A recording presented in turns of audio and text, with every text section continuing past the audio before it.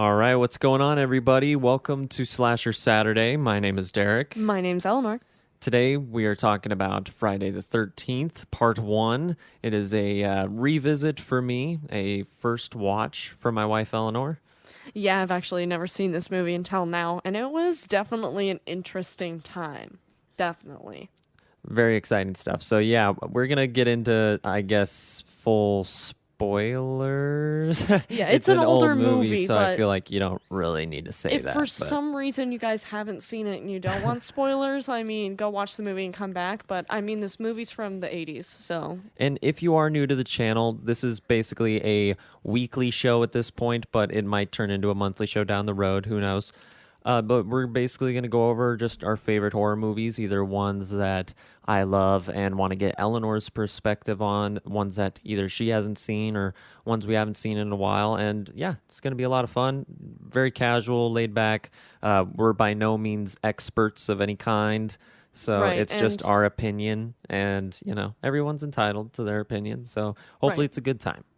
And also, Derek is much more well versed in horror movies than I am. Just a little background on us for you guys. He has seen horror movies since he was really young, and I was very sheltered as a child and was not allowed to watch a lot of horror films. So, some of these are first time watches for me because I only really started seeing horror movies as a teenager. And the horror movies I really like are the paranormal, jumpy, scary ones. And Derek really likes the slasher films, so we kind of exchange horror films back and forth between Right, one another. right. So if you guys want to suggest horror movies for us, let us know what your favorites are down in the comments below. Absolutely, because although I grew up on horror, I didn't grow up on all horror. It was just like, there's so many different subgenres. Right, But exactly. today's is slasher, and it is one that some people hold very, very close to their heart. It's the original Friday the 13th. To a lot of people, it is gold. It is the, what's the word? The kind of everybody's golden image, or It's like the creme de la creme of slasher for a films lot of some people, yeah, yeah. it's like what everybody else should be striving The for. gold standard, if you will. Gold standard. Thank you. That's what I was looking for. And there's other people that either haven't seen it because Jason's not in it, and any Jason movie, kind of like Season of the Witch, people don't watch because the iconic slasher character is not in it, and I get that. I was that way for a long time.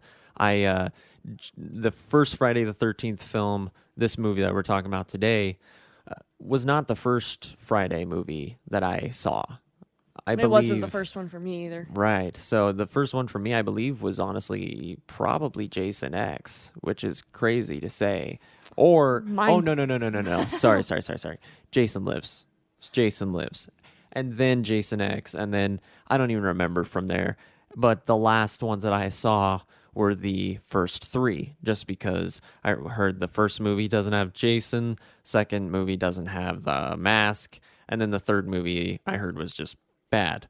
But we'll be going into all that. What about you, Eleanor? What's been your experience with Friday the 13th? So my first Friday the 13th movie, blasphemously enough, was the reboot. Hey, I like it. I really like that movie too, but for to see the reboot before the original might be a sin in some people's minds. But I'm having a good time going back and rewatching them. So should we just get into it? Yeah, so I'm sure for a lot of people that were alive and, old enough to actually see this movie in theaters, probably thought this movie was a lot better than your average audience today. Just because, there was nothing else quite like it before other than Halloween, which this movie was heavily inspired by. But for audiences today, I think it's great that people like us and even people a lot younger than us are rediscovering this film and rediscovering this franchise. And maybe it's not everybody, but certainly a lot. And it is kind of weird, though, going back to the original film and the first film in the franchise when it's not the first one we saw. It's like, Right. for me anyways, I felt like it was a movie I had seen before because it took the formula from the first movie and replicated it and added on to it throughout the years. But even though I had never seen it and Jason wasn't in it, it felt very familiar to me. Did you feel that way at all? Well, first of all, I want to say that also people who were watching this movie back when it came out did not know that Pamela Voorhees was the murderer in the movie. Right. Whereas I went into the movie already knowing that. Yeah. So, I mean, for them, it was probably also a better experience because it was a murder mystery. Whereas for me, I was going into it and already knowing this first person killer was Pamela Voorhees. But it is a little strange to go back and see the roots of it because it has evolved so much, I feel like. It still has that similar flavor to the first one. You know, a bunch of horny teenagers get murdered out at Camp Crystal Lake. That's pretty much the gist of most of the movies. But the fact that it was Pamela Voorhees was great to me. Like, Yeah. honestly, she was the highlight. I know that some people aren't a big fan of her acting, but she was the highlight of this movie for me. She was amazing. I think that actress, like, for what she was given, she fucking ate that shit, man. She took those lines and she made it her own. Betsy Palmer. Yes. Yeah, I looked it up. I love her. Betsy Palmer, if you're listening to this, we love you, girl. And also, she just took that role, she made it her own. Like, I'm sorry, but if I was faced with a rather normal looking woman who probably seems like in her 40s, looks like everyone's mom, right? And she looks at me and she goes, "Kill her, mommy." I'd be like, what the fuck am I listening to? What is happening? I would be terrified. You know what I mean? I would be like, this person's absolutely insane. So she did that perfectly to me. I think that that is honestly the highlight of the movie for me. A lot of the characters were memorable in this somewhat. I think they were likable, but their names were memorable because they were said either once or I just could not remember it. And they were all kind of stereotypes, Yeah. at least for the teenagers. So, I mean, But to be fair, they weren't really like, they were the start of those stereotypes. right, exactly. So they were doing really well with what they were given. And I still think as a group of friends, like all together, they were pretty likable as a Yeah, group. you know, it wasn't, there was some like love triangle stuff going on with three of them, but very, very brief. It looked like it was just a scene, if anything. But unlike in the reboot, I will say, these friends aren't constantly fighting. There are some horror movies where these these friends are like throwing shit at each other and saying all sorts of horrible things to each other, and you're like, how are you guys actually friends? Like, I do not buy your friendship. You're not the same Right. age. You don't have anything in common, and you're not friendly to each other whatsoever. I at least bought that not only were these kids friends, but also like romantically involved and Right, they attracted to genuinely each other. cared for each other. They seemed to already know each other pretty well. I mean, that was evident for me, especially in the scene where I think it was Bill, maybe, who was drowning. I don't remember who it was. It was one of the kids was Oh, pretending yeah. like he was drowning, and how fast all those kids ran. Two of them dove in the water. A third one got a life preserver, and then the other kids got in a canoe and rowed out there. And how fast they got out there to their friend really speaks to how connected they were. And I'm like, that's something that's really good to write into these horror movies is to make likable characters. Even though, yes, in these slasher films, a lot of the time we are rooting for the killer, it's still nice to have characters that you can root for.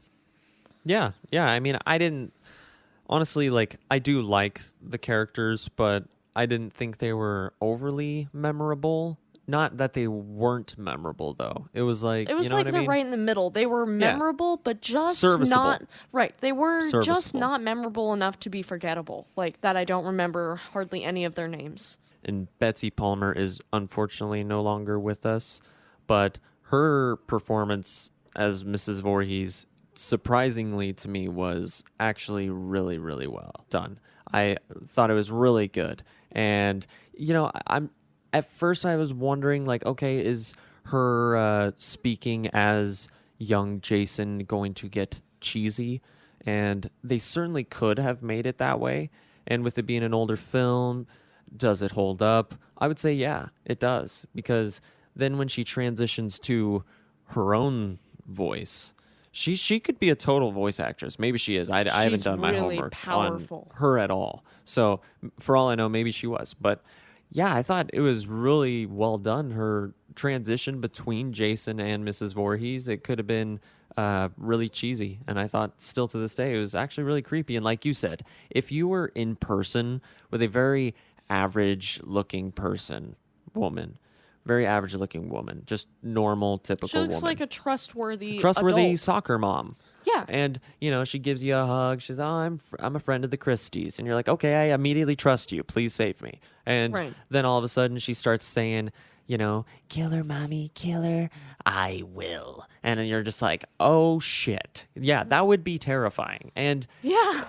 in a lot of ways, at times, she was even as scary as Jason in some of the other movies, in some of them, because not only could she speak, but you could see her motivations. You knew her motivations exactly what they were, and to see her actual facial expressions as she's coming at you, she's very expressive with her face and She with her is. teeth. Yes. She's one of those that like she almost like grits her teeth like she's showing you like a Yeah, dog, like how a yeah, dog bares her teeth, and it's intimidating.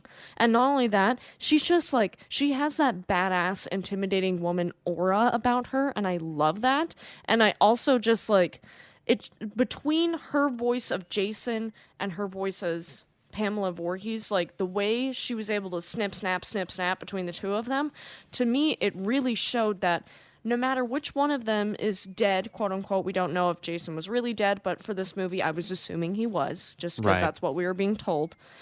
And, between whichever one of them is dead or alive, they have an inherent connection that cannot be severed.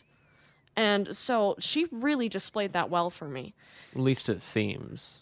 Yeah, yeah, it definitely does. And especially like there were scenes where it showed just her teeth when she was talking as Jason, and then it would zoom out and it would show her face when she was talking as Pamela Voorhees. So I think it was a lot easier and more convincing to hear her as Jason when you couldn't see the rest of her face. And she did a great job. And we'll talk about whether or not Jason is actually alive or dead in a second. But with the kids and with Pamela, Mrs. Voorhees, Betsy Palmer's performance, I think part of the reason why we're ranting and raving about her performance, which she had limited dialogue, a lot of her on-screen time was her physically performing physical stunts, and that fight was honestly pretty brutal between the two girls at the end. Yeah, especially And where Alice got her head smashed in the oh sand. yeah, and even falling on the hardwood, landing into chairs and tables, that's gotta hurt. Although, like I said, these teenagers in pretty much every Friday the 13th movie either A, are unlikable and I am rooting for Jason to kill them, and then when Jason kills them, I'm very happy, which is what I'm looking for most of the time in a Friday movie. Right. Or the characters are likable, and then when Jason's coming after them, I'm just highly entertained. To me, this one was like these characters are likable enough. They're serviceable to the movie, and a lot of these kids were, in their first acting job or some of their first acting jobs.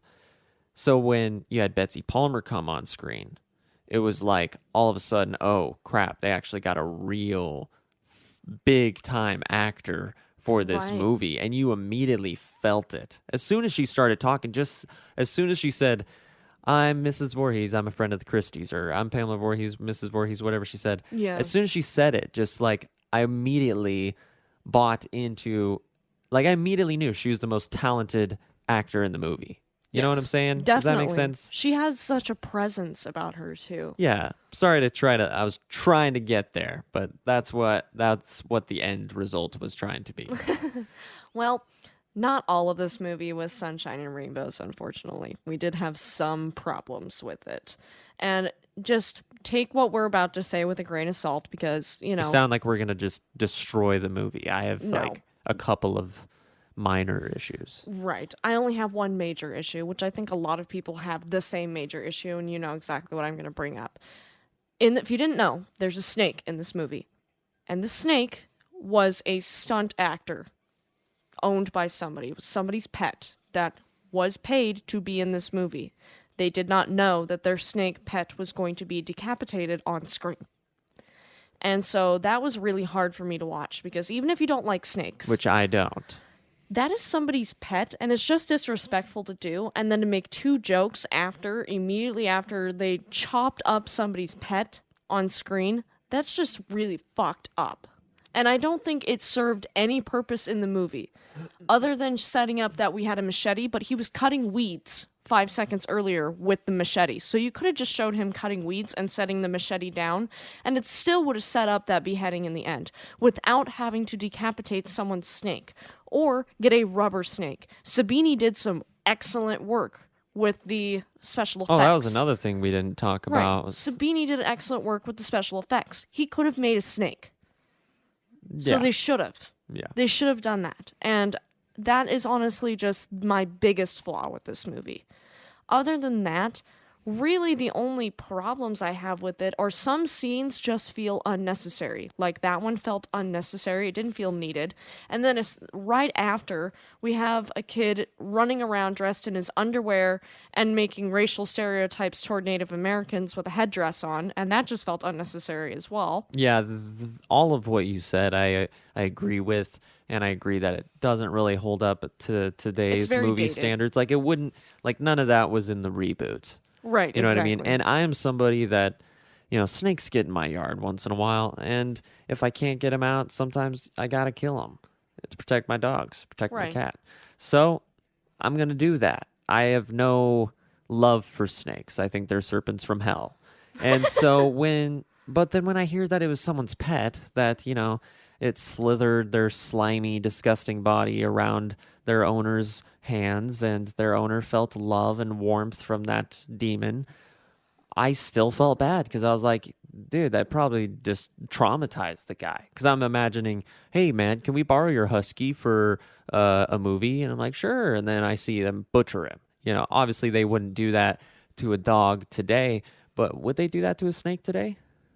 Probably not. I don't think so. Because I don't Right. think it's allowed. I think there's now a lot of laws in place for animal cruelty. So it's and just, also on sets and stuff like that. it's just further proof of how we've grown as a society. We've learned Right. from this experience. But yeah, it is something that when you like rewatch it and if you know that it's a real snake and it was somebody's pet, it wasn't just like a wild snake that they took out or a snake that had actually gotten in, then it kind of does stick out a little bit for me.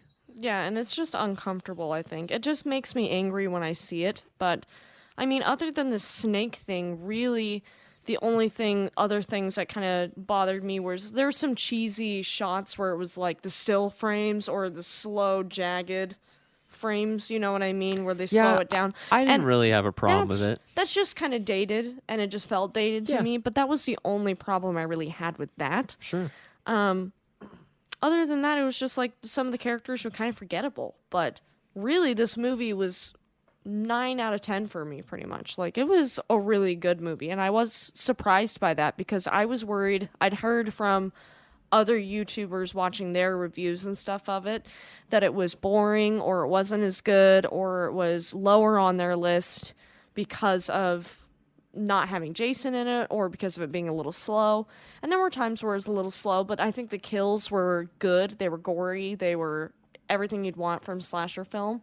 So, I mean, I was overall satisfied with it. Did you have any problems with it? No, the snake scene did bother me, but honestly, it's not going to linger in my head. Other than that, some of the characters were likable more than others, but none of them I thought were quite necessarily annoying. They were just doing some annoying things at times. Not a super, super strong final girl of all time. I'd say probably definitely in the top 5, but not like my favorite. So I Right. should say strong final girl, but not my favorite. Right. Maybe I could see why she'd definitely be in a lot of people's like top 3, but not my favorite, and not my favorite human character. I don't know, human character, non-Jason character Right. of the Friday the 13th franchise. But other than that, no, I really like this movie. It's not my favorite Friday the 13th, but if I had to give it a thumbs up or thumbs down, definitely thumbs up. Would love to mention that the score was awesome. Not John Carpenter Halloween level for me. I personally would hold that one above, but it doesn't need to be. I mean, that one's super iconic, and the Friday the 13th soundtrack is super iconic. So they're both legendary. I don't think one necessarily needs to be in competition with the other. They could both exist just fine, and they have on their own. But I would be remiss if I didn't mention the score. Yeah, the score was amazing. I loved a lot of the cinematography. The kills were great. The makeup from Tom Savini was awesome. And it's a shame that he wasn't able to do all of these movies' makeup effects. But of course, he was able to come back for a few of them, and those ones definitely benefited from it. But that will do it for today, guys. Thanks for listening. Hope you all have a great rest of your weekend. And if you're enjoying this or this conversation, and if you want to hear it continue into other films, make sure to come back next Saturday where we'll probably be talking about Friday the 13th Part 2. And remember, those are just our thoughts. We're not by any means any sort of horror experts, just a couple of, a married couple sitting down watching a horror movie together, discussing our thoughts. And by no means are you not entitled to your opinion. I'd love to hear your guys' thoughts, especially from the people that were actually able to see this movie in theaters and see how the Friday the 13th franchise kind of evolved. And I was actually there to witness all of it, as opposed to half of it like me. Good start to the Friday the 13th franchise. Not necessarily in my top 3, maybe my top 5. Definite thumbs up, and it definitely holds up. But before you go, please make sure to give this video a like, subscribe to the channel, and comment down below your favorite parts of this movie and maybe some of your issues. Thanks for watching. Have a great day.